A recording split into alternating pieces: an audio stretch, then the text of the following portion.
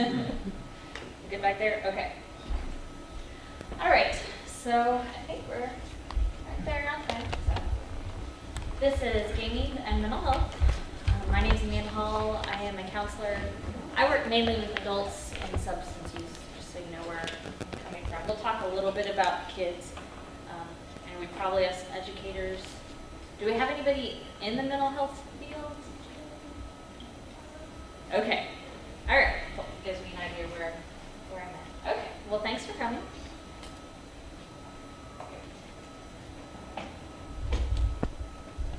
Okay. So first, we're going to talk a little bit about the power of games and a little tiny history lesson here. Okay.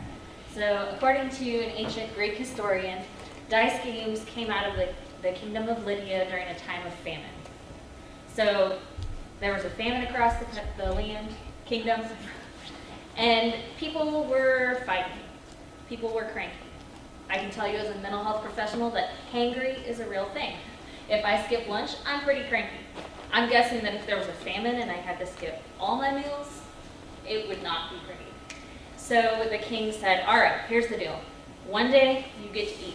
The next day, no food, you play games. So basically the king's decreed that everybody needs to play games. The hope was that these games would be so interesting and engaging that people would forget the fact that they couldn't eat, that it would counteract that hangry phenomenon. And it worked for 18 years. So there is something about games and the interaction that people find very powerful that can kind of help us come together. All right. The act of gaming creates this cognitive arousal that requires the activation and successful utilization of many systems in the brain. Games require us to have good or to develop language skills, verbal expression, reading comprehension, especially if you're playing like D&D that's got 20 different books that you've got to read and understand. Some memory, short term, you've got to figure out what you're doing in this turn. You've got to figure out, if you're running a campaign, you've got to be able to remember what happened last time. Who's this guy you're fighting? Even got some writing there if you're taking notes, right? Processing speed. You've got to be able to act quick. And executive functioning. And if we have educators in the room, you might have heard a little bit about executive functioning because it impacts the way that students are able to respond in the classroom. We're looking at problem solving, initiating tasks. So, when it's your turn, actually going on your turn, right? Being able to switch attention from one task to another task.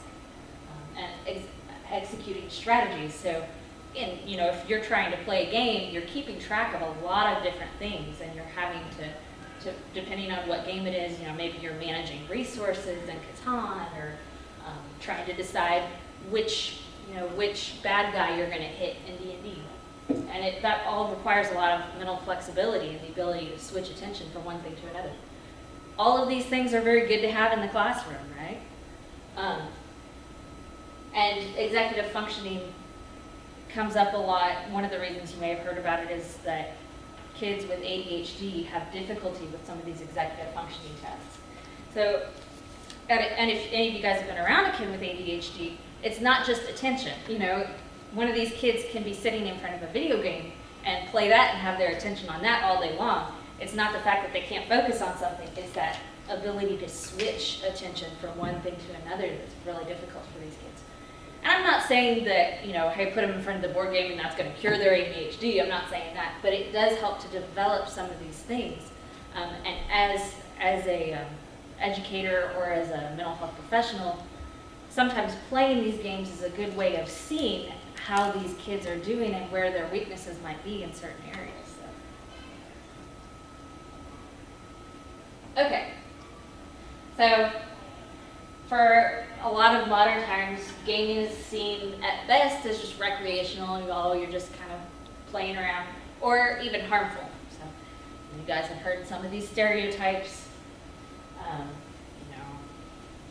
gamer dude lives in his mom's basement, doesn't work, just plays games, right?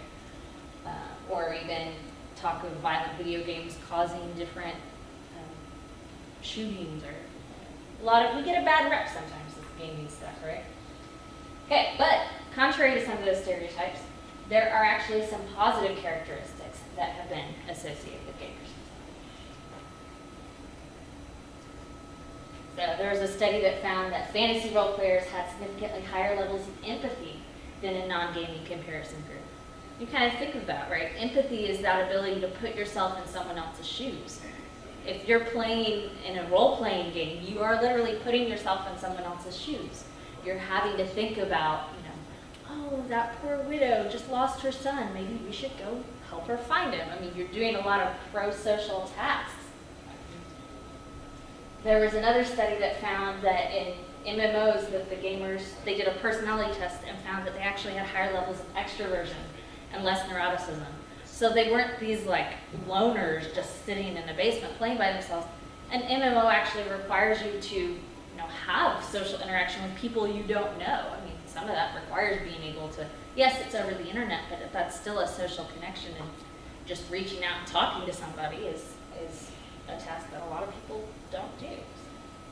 And that neuroticism refers to, it comes from that same root of neurotic, so somebody that's really nervous and kind of like me presenting right now.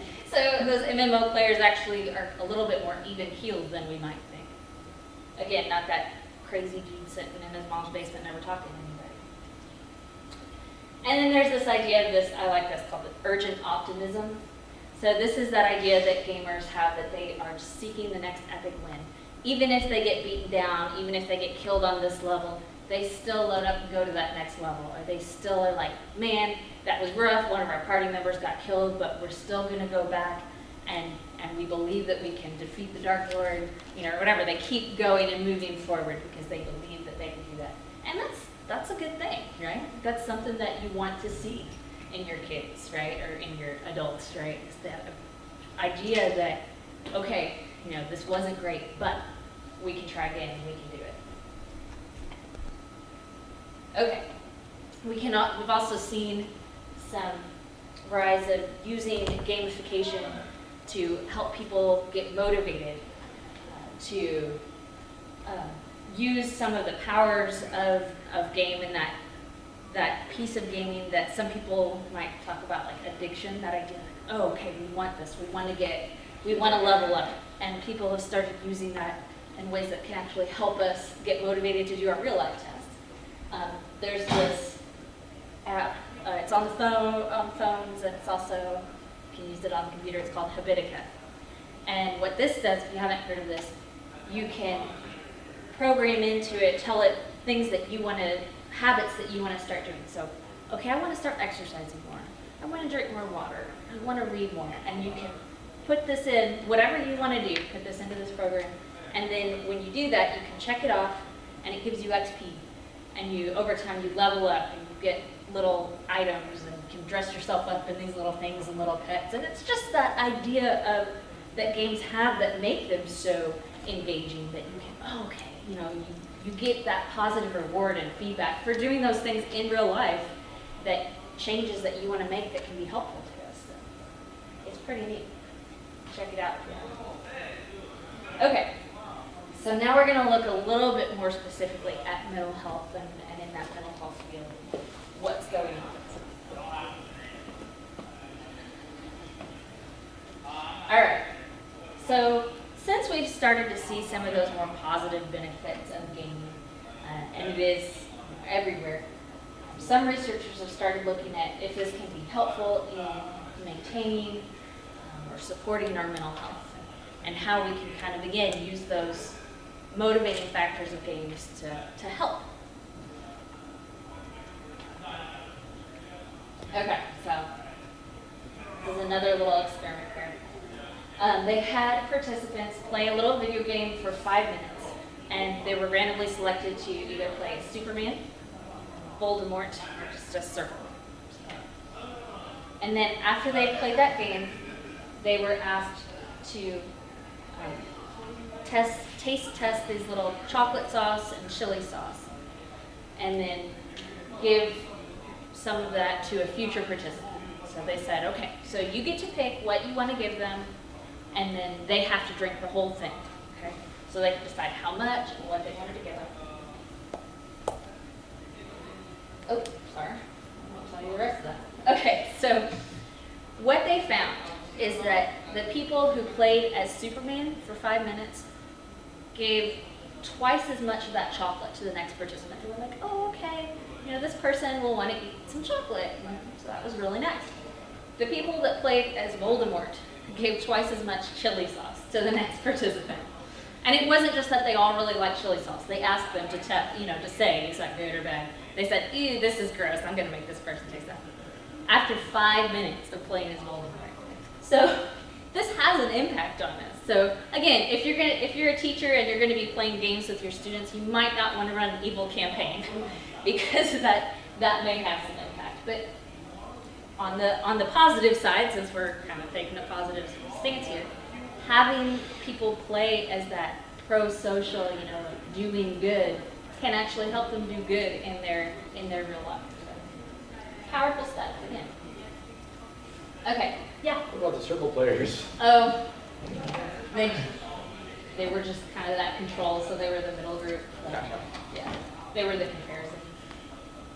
Okay. All right, so we have used games in therapy for a long time, okay? There are games that you can buy that are like therapy games. There's the Ungame. There's different games that you ask questions of like, hey, when was the last time that you made someone smile? And they're okay, you can do these things. You can build rapport because it's a little bit less intimidating than just one-on-one asking them these questions. I've used before just like a Jenga tower and written questions on those, so as people were playing the game, they had to answer these questions. The thing is, when it comes to gaming, they're a little bit flat. They're not as fun as some of the other games we've been talking about. But we've used them for these reasons, because games help to build rapport, and that means you're building good feelings, okay? So people are starting to like you more, starting to like the group more. It helps with frustration tolerance. So again, with that Jenga tower, when it falls over, are people going to flip the table and storm out, or are they going to be like, oh man, and then get back to it? Right? So it helps with that decision making. So helping develop what are good decisions. How do we kind of follow those rules in that way? Problem solving. And just how they respond to rules, are they going to follow those rules, or are they going to try and break them? And you can give positive reinforcement and limit setting. So if someone does decide to break the rules, if someone does decide not to play as a group, you as the GM or as the therapist or as the teacher or whatever can ensure that positive behavior is rewarded. And then just building social skills, playing in a group.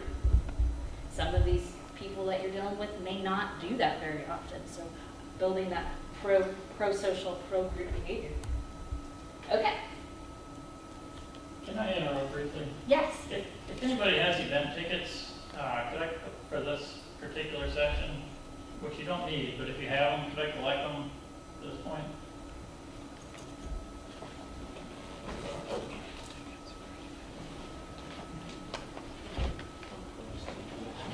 It's all right.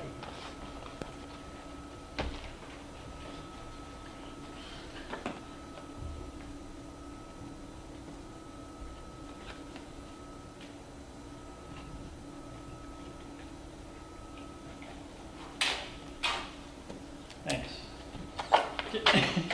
Everybody's waiting on me. All right, thank you. Okay. So like I said, those therapy games, those kind of, and I'm sure that some of the educational games are that way too, where they're so cheesy they make you cringe. They get the job done, they do all this stuff. They help you to develop those relationships, and they're a little bit more fun than just writing down math problems, right? But some groups, and the Bodana group, which I'm going to show you some of their information here in a little bit, they were using these games, and they said, man, this is not very engaging. This is not very fun. We want to use D&D. We want to use the games that we play. They were gamers, and they wanted to use those games. So they started bringing that, and I'll talk a little bit about that. Because our games, right, so like fun games, they can do all these things too. How do you really feel? Okay. All right, so building social skills. Empathy and compassion. Remember I said earlier that role-play games ask us to literally get in the shoes of somebody else. They help us to build that empathy and compassion. And when we have that empathy, we build much stronger relationships with other people. That carries out into all of our relationships. That's something that you really want to work on if you're a therapist or an educator. Picking up on social cues and interactions. There's even, in D&D, you've got skills or roles that you can do to determine that, right? Your perception skills to figure out what are they really looking at. We're using verbal and nonverbal communication. And this idea that you can rehearse new skills in a safe environment. So if you've got somebody that, again, is very introverted, is afraid of social situations, you can get them practicing that stuff in a therapeutic or an educational safe setting that might be a little less intimidating than going out and meeting a new group of people. Okay. Education skills. So obviously D&D has a lot of math, right? Reading and writing if you're taking notes like a good role player, right? And then the idea of social studies too. Some game systems have much more developed settings of where they may be looking at maps, geography, they may be looking at political, social structures, depending on what you're doing. If you're not just doing a straight dungeon crawl, right? You can develop a lot of this stuff into a game.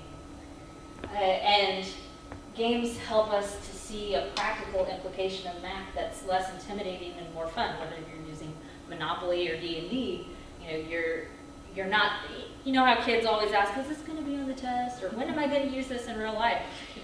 Obviously, D&D is not real life, but it is, an application of math that is kind of fun, right? And of course, like I said, all of those D&D books. You have to be able to understand the rules with that reading. And also, a lot of those books have a really rich background story that can give people that love of reading. It's fun to read. So a lot of kids that started playing D&D will say that, like, this is why I read so much, because, wow, this stuff is actually interesting. Okay, and we have critical thinking skills. Again, this is something you want your kids to develop, right? So, learning strategy and problem solving as a group to beat enemies, puzzles, figure out mysteries, requires all that deductive reasoning and analysis. Broadening flexibility and perspective by listening to other players and approaching situations in different ways. This is something that I've seen, people that come in with very rigid perspectives that now have to you could approach that from a different way. Kind of broadening that perspective and that mental flexibility we talked about earlier. Also, as a GM, if you plant that, fake information, that red herring, and they have to figure it out, kind of teaching them that, hey, not everything is what it looks like. That's critical thinking too. Okay, then we've got creative skills. So some players do a much better job of acting than others, right? But that self-expression, kind of storytelling, and sometimes they will just creating a character is an act of creative expression. Right? Sometimes people will draw their characters, go into that, and you as a GM having to create an adventure. So there's a lot of creativity involved in this.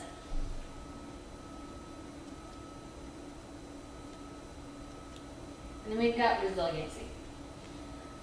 So we are teaching life skills, we're teaching, again, that urgent optimism, right? That ability to cope if you roll a 1, you have to figure out what you're going to do next, right? Moving forward and keep trying. This can help teach us to not give up in real life situations too.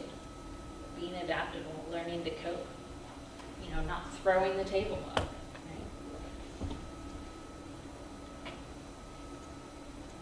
right? Okay, so if you are using these RPGs in like a group therapy setting, that character creation can be a form of self-exploration.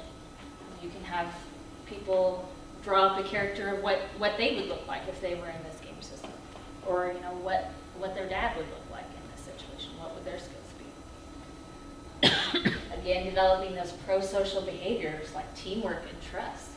This is a big one if you're dealing with like teenagers that may not work together very well. They may be more individualistic and kind of helping them to work together as a team and trust each other if they've not had the greatest experience with that before.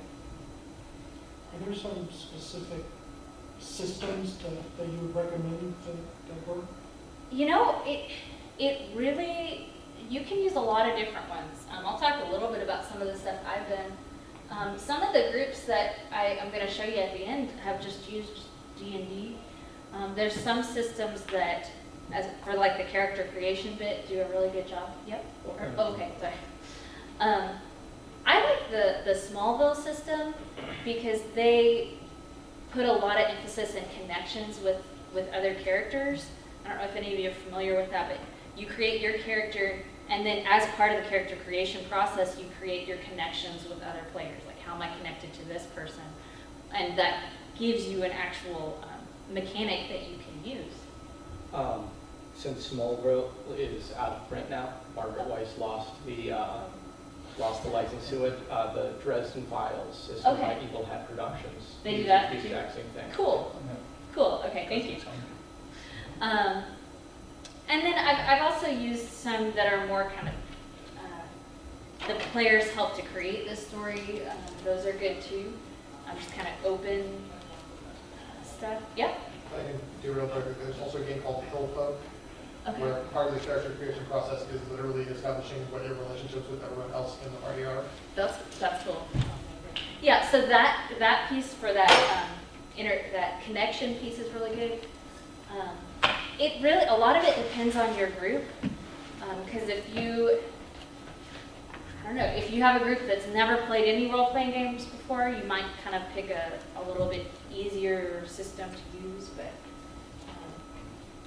yeah, so those are some of the ones that I like. I like that ability to look at connections, and I like things that are very open as far as the players get to kind of put more impact there. So I'll talk a little bit more about that. And then you can explore some relevant themes in a non-threatening way. So you can look at things like trauma, right?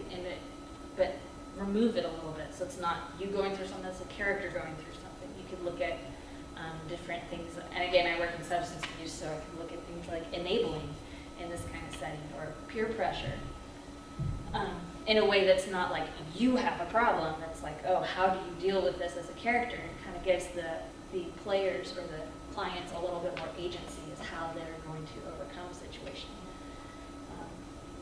And then again, trying out those new behaviors in a safe space.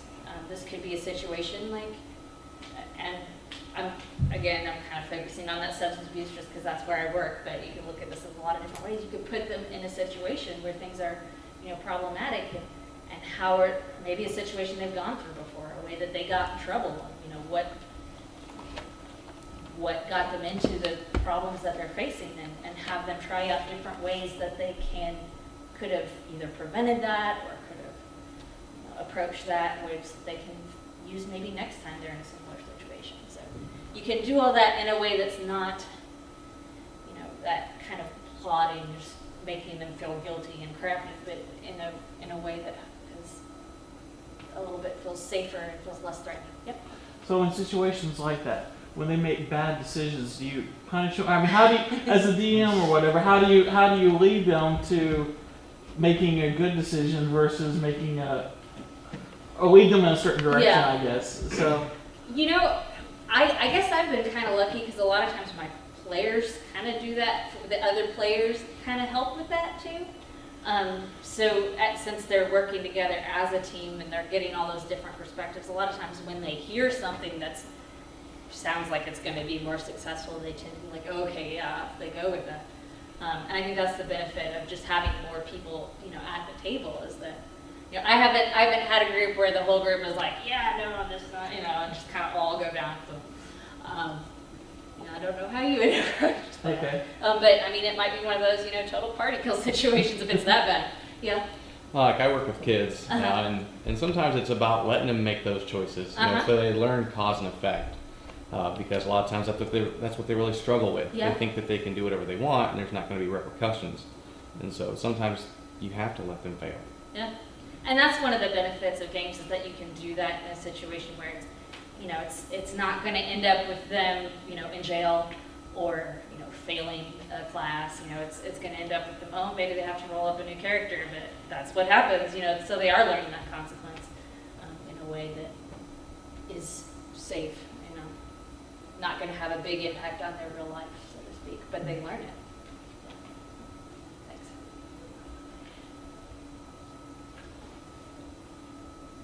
Okay, so touching a little bit on video games. There's been some use of video games in the therapy space as well. In fact, they have a word for it now, this virtual reality exposure therapy, where they use those virtual reality headsets to look at ways to treat phobia and PTSD. And they're doing the same thing we've been doing for years. It's called exposure therapy. When someone has a phobia where they're afraid of something, the exposure treatment is that you kind of gradually put them in that situation where they have to see that. So maybe if they're afraid of spiders, maybe they start by just hearing the word spider and kind of until they can deal with that, and then they see a spider on a picture, and then they deal with that, and then gradually, maybe you actually have a spider in the room, but it's across the room, and you move it closer. The idea is that you're kind of gradually exposing them to that until their anxiety goes down. Not all at once.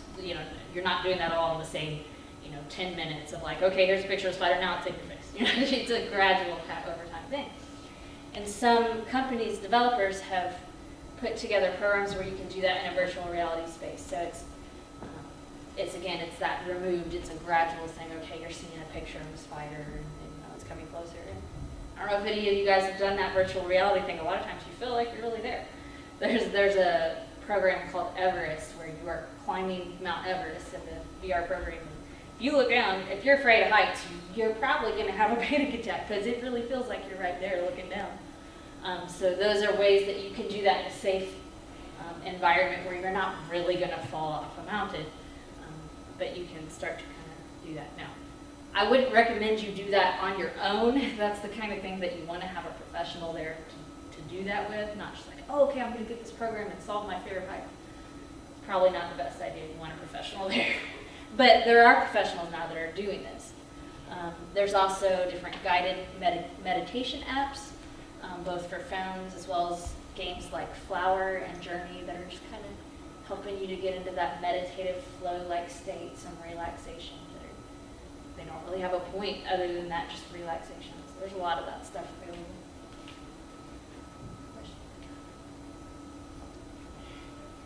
Okay. All right, so talk a little bit about the different stuff I've done with games and therapy. The first one that I started with is a game called Nano World, and I meant to bring it, but the entire rule book is like a business card, like this big. It's folded in half business cards, all the rules. But the idea is the players are clones, and they kind of define what does a clone look like? What do clones do? And when I've played this with gamers, our answers to those questions have been, like sci-fi clones, like what you would think of. Oh, they do, computer stuff, or they do, sci-fi tech stuff, right? When I asked my group in, rural Southwest Missouri, okay, what are clones made to do? They said, chop wood. So we have these lumberjack clones on this planet that is like all trees, and no one has ever seen the end of this forest, and they don't really know kind of what's out there. And they're just all going out, they chop wood, they eat, they chop wood, they go to sleep, and then they wake up and they do it all again. And so I went into this not really knowing, again, this was the first time I played any games with them. I was like, okay, so we got lumberjack clothes, did not know what to do with this, we go through this. And then it turns out one of the clones kind of has started going, hey guys, I wonder what's at the end of this forest. And the other clones are like, what are you talking about? And this one clone starts to develop this kind of individual sort of thing of like, maybe we could do something other than chop wood. And the other clones are like, what are you talking about? And so we ended up exploring these ideas of, peer pressure and individuality and kind of assertiveness, and it was really neat. And that's stuff that my clients have to deal with, as they're in recovery, of like, how do you navigate this world where, your old friends are kind of trying to pull you back into this, and you have to kind of step out and say, I'm living a different life now. So, I mean, you can get into those themes from any kind of perspective. I had another, when we were making characters, we were making superhero characters with our Smallville system, and we got into a conversation about, our superheroes kind of enabling people because they're just swooping in to rescue them and they don't end up having to change their lives. They can just keep going through. I've never had a conversation like that with gamers. So, and that was completely driven by my players and their lives and kind of how these things apply to them. So it's some really neat stuff that you can get into from approaching things from different ways. And people surprise you. I had one client that was very, very well defended. She didn't talk about anything. She was ordered by the court to be there, so she didn't really want to be there. And when we would have our one-on-one sessions, she would just give me nothing. She'd just kind of look at me or just give me little surface level bits, and I felt like we weren't getting anywhere up until she'd been with us for 7 months, and I felt like we hadn't done anything. But then when we started playing these games, she really opened up, and it didn't matter if we were playing, apples to apples, or Nano World, or a game called Concept. I never would have thought that she just kind of blossomed and she would win just about every game. Again, I thought she was just going to sit there like a lump, but she wasn't really competitive. She was a team player, but she just opened up more than I'd ever seen her. And I think that's one of the benefits that gaming has, is it kind of helps people get those defenses down, and they feel like they are not just sitting there in a chair with someone that the judge says they have to talk to. They can kind of interact with the other people and kind of enjoy something that maybe they're good at, that they don't get to see a whole lot.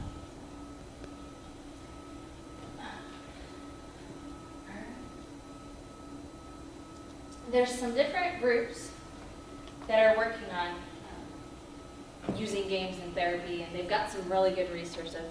The first one is Bodana Group. They're the ones that had those little pictures that I showed earlier with the social skills. And they're really cool people. They're currently working on a treatment model for therapeutic use of games, so a textbook that's going to help people, actually empirical system that they're doing research on to show how you can use games in different settings. They do, I think they're out of Pennsylvania, but they offer therapeutic tabletop RPG sessions for a variety of issues. You can go on their website and say, I'm dealing with this and this and this, and I want to do a 6-week session, and they tailor make those adventures to deal with your issues, and they put together a group for you. And they're also really good just to reach out to if you have questions about, when I started using it in my group, I emailed them and I was like, help, I don't know what I'm doing. And they were like, a lot of the stuff from my presentation comes from their work, talking about, using character creation to explore stuff. And they even offered to hey, if you want to set up sometime, we can do a Skype and I can give you some ideas and tips. They're really neat. So if you ever need to reach out to somebody, they are great people to talk to. Then there's Wheelhouse Workshop, and they're out of Seattle. They do some work with D&D to help autistic youth up there. And there's been lots of stories out there, so you may have heard of them. using that to help kids that may not have some of the social skills. And then there's the Take This project. They don't as much do like therapeutic gaming like the other guys, but they raise awareness about mental health issues in the gaming community. They started after one of their friends committed suicide, and so they wanted to look at depression in the gaming community. How can we help and kind of raise that awareness and let people know they're not alone. So that's where that Take This. It's dangerous to go alone. Take this. They run AFK rooms at different conventions. At some point, I'd love them to do one at Gencon. They don't do one yet. But they kind of have that place where you can go and kind of get away from the crowds, that overstimulation. And they staff that with mental health professionals at the different conventions where they go. So they are also cool people. And they've got a lot of good stuff on their website too. So if anybody wants these slides, just give me your email address. I can send them to you. Okay, and that's it. So does anybody have any other questions or any times that you guys have used games in the classroom where it's been helpful? Yeah. I got a question. I like using games in my therapy sessions with the people I work with and stuff. But how do I get my supervisor on board? Because obviously I've learned a lot about how role-playing games can help with autistic children. I work with them, and just learning social skills. Most of the kids I work with don't have that. They lack boundaries. Right. And so I could see the implications of using them, but how do I get my staff on How do you get your board? staff on board, especially if you've got kind of people that are more outside the gaming community that don't really understand it, or maybe have some of those stereotypes we talked about? That's a good question. You could share with them some of those, the Wheelhouse Workshop folks, the Bodana group. There's a lot of good articles, especially about, just like news articles about Wheelhouse Workshop and the work that they've done with autistic youth and how that's helpful. So you could, I don't know if that would help if you just kind of printed out an article and said, hey, look at this is cool. Okay. I can give you a suggestion. As a school administrator who's helped other administrators see the benefit of gaming, attack it from their perspective. Number one, talk about this as being definitely physical games, board games. Role-playing game, they get that D&D, they get concerned. There's, past history. So if you're going to do role-playing, maybe reassure them it's not D&D. A lot of times they need the experience. So find your go-to game that gives them the desirable experience in a tight scenario. Something like, and then we held hands. Something where they're going to see there's this exploration of connections and emotions and things, and make them have the experience. Because it's, for so many people, this is so far out of their knowledge that they have no schema to understand this at all. But when you show them an experience in schools, something that is so curriculum aligned, that where they see this is teaching and learning taking place through this game, undeniably, it opens eyes immediately. And so if you can find some experience that shows them this is doing what we're trying to do during a counseling or therapy session, it's all about experience. If I could actually offer another suggestion. Yeah, right. To the same gentleman. I work at a store where we have a teacher resource center. So for teachers who are, I can't visit, it's like, well, how do I convince this person? You've got little handouts of, okay, take these 3 packets to them. Here's a bunch of studies that proved all this correlation. Print it out. You can just drop this on their desk and say, okay, here you go, read this. Maybe a little bit more diplomatically than that. But yeah, providing those resources. yeah, we're a store, we want that business, and we want to erase that stigma Yeah. that was addressed. So we've got this ready and available for teachers just to be able to take it right to their administrators. That's awesome. Cool. We started it, we did a gradual approach, so we started with some of those therapy games, and then Apples to Apples is a big hit with our group for whatever reason. So kind of doing that with more like traditional type games, and then fill in that space with something a little more experimental, but not really. Because it teaches all the things that you want to teach them, right? Right. But especially kind of with the group you're working with, that Wheelhouse, all the information on Wheelhouse Workshop may be really helpful. Okay. Maybe they have some resources I can print off and Yeah. put in the mailbox and the supervisor. Yeah. Go ahead. So, as a retailer, one of the things I'm interested in, do you have any examples of products you tried that were just like, okay, never again? Not just like I don't know, just AD&D or something, and just like, wait, when do I have to roll high, when do I have to roll low again? I mean, anything like that. Yeah, and again, it really depends on the population. I haven't even attempted that with my folks to say, I'm working with, again, that rural Southwest Missouri. A lot of my folks didn't really care for school, didn't graduate. So, I mean, I haven't tried anything super math heavy with them. But I just think a lot of it really depends on your population.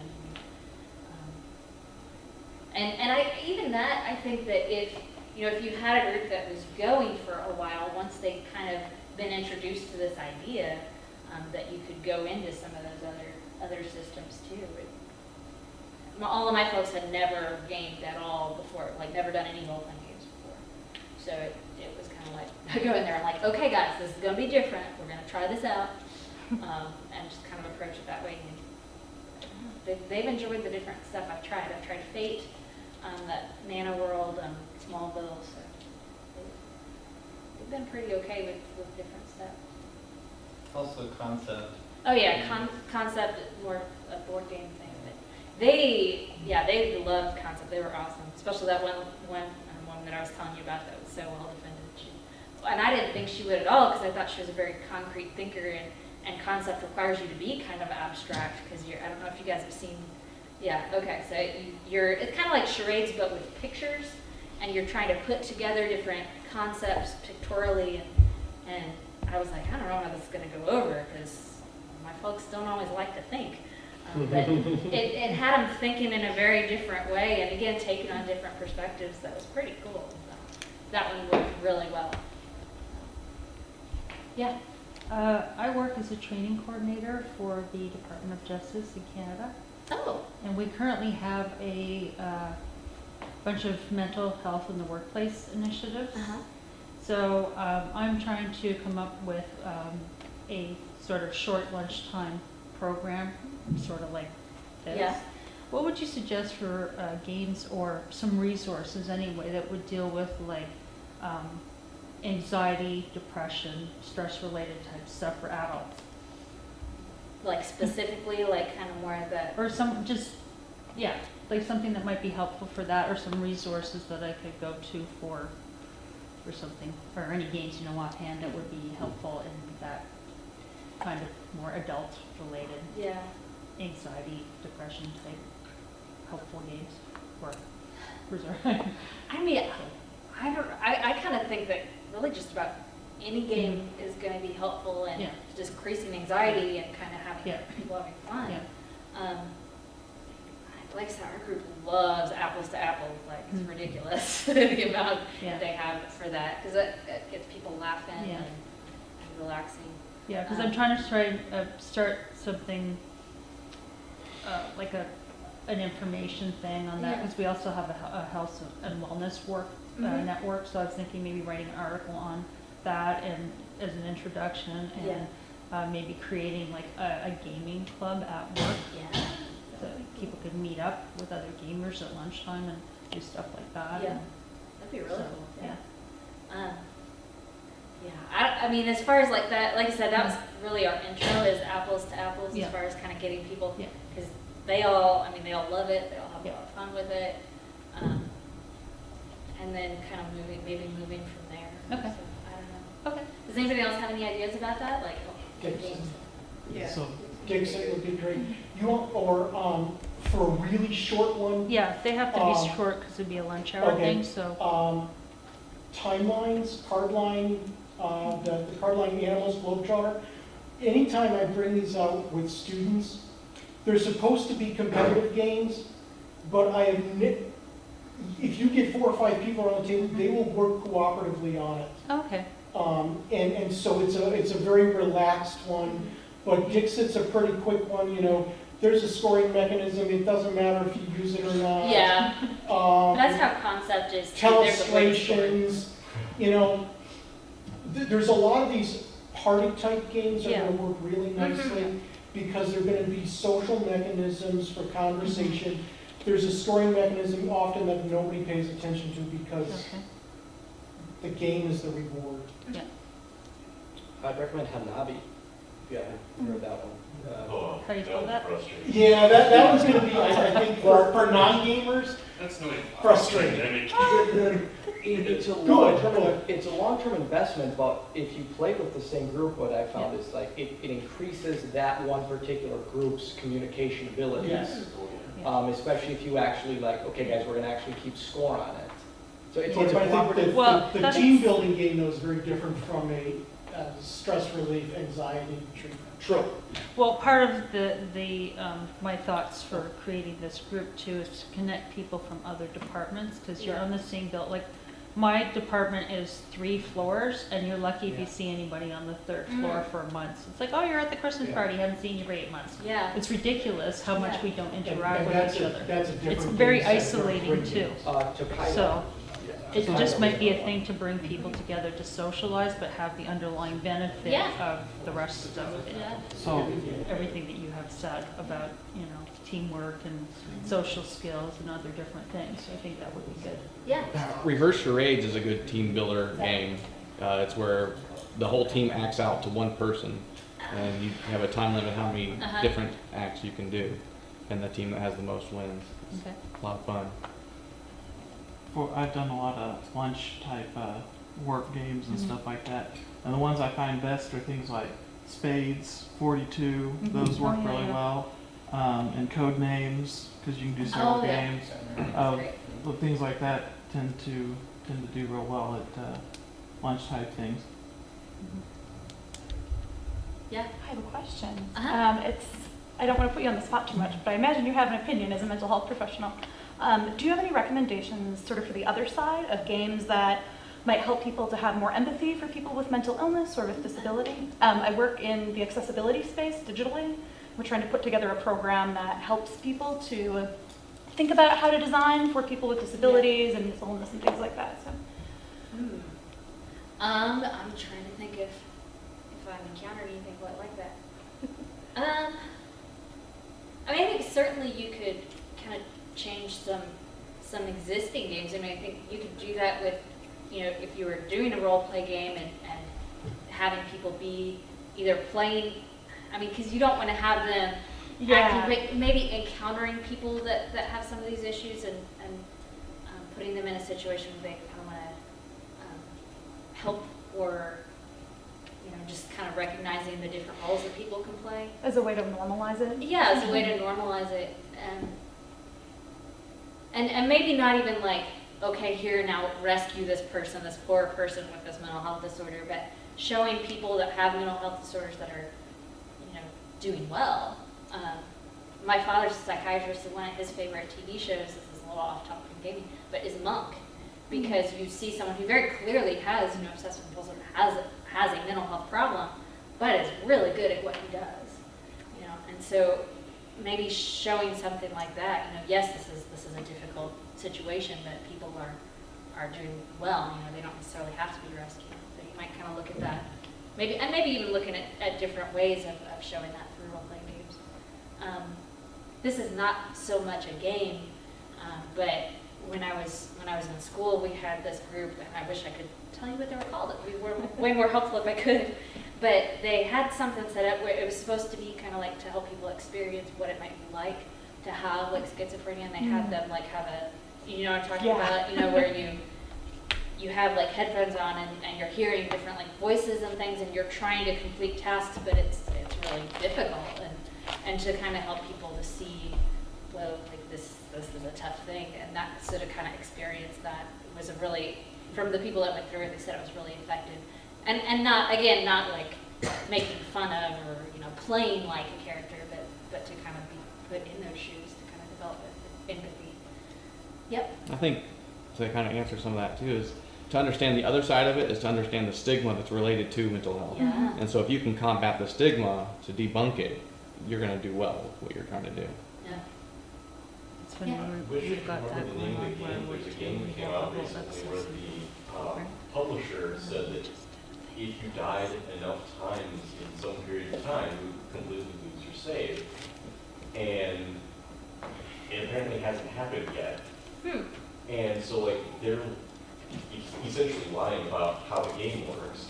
And while you're in the game, the narrator that's giving you your instructions sometimes tells you, you know, go left, but if you go left, you hit a dead end. Then you go right, and that's the way to go forward. And it's essentially giving you the experience of having schizophrenia. Yeah, not being able to trust yourself. Yeah, so the unreliable narrator type stuff. And Yeah. I cannot remember for the life of me what game Oh. it was, but it just came out recently, or is coming out. It's a video game? Looking it up right now, I know it's talking about, I can't remember the name of it either. Yeah. Yeah, I think it's.